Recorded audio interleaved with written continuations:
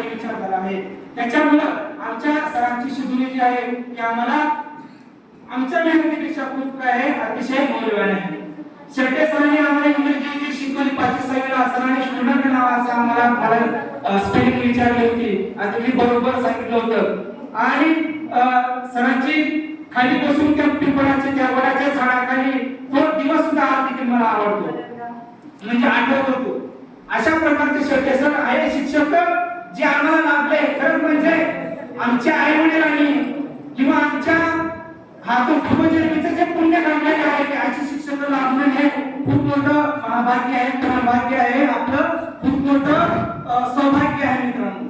म्हणून हा पुण्यातील उद्योगपती आहे आमचा समोरचे असो किंवा आमचा दत्ता असो, आमचा जितू पाटील असतील किंवा प्रत्येक माणूस प्रत्येक विद्यार्थी आमचा वसीम असो किंवा आमचा नागा असो, प्रत्येक माणसाने आपल्या गुरुनी प्रत्येकाला काय दिलं, सर्वांना काय दिलेलं आहे, जी दान दिलेली आहे ती दान पूर्णपणे त्याच्या कौशल्यानुसार त्याच्या गैरप्रसंगानुसार त्यांनी काय केलेलं आहे त्याचा उपयोग केला आहे. याच्यासाठी मला एक उदाहरण सांगा असं वाटेल की पावसाळ्याचे दिवस होते आणि आपले गुरु होते आपल्या विद्यार्थ्यांना घेऊन जात होते.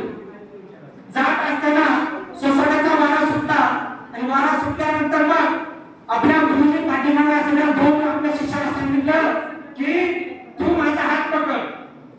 त्या विद्यार्थ्याला ऐकायला म्हणतो ते हात नाही पकडला आपल्या शिक्षकांचा.